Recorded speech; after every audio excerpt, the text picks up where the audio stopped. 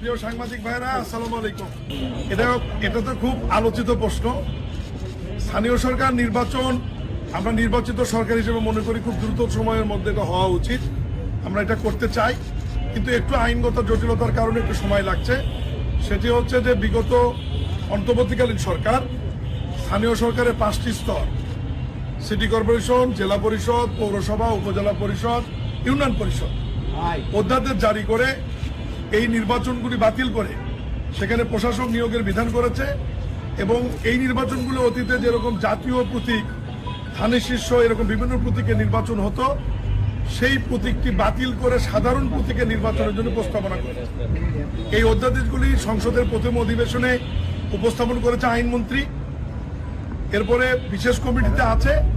এটা মাননীয় সংসদ সদস্যরা এবং জাতীয় সংসদ আইন আকারে এই 5টি অধ্যাদেশ পাশ করবার পরে আইন মন্ত্রণালয়ে ভ্যাটিং হয়ে যখন আমাদের মন্ত্রণালয়ে আসবে, তখন সাধারণ প্রতীকের নির্বাচনের জন্য আমরা দ্রুত সময়ের মধ্যে নির্বাচনী ব্যবস্থা নেব ইনশাআল্লাহ।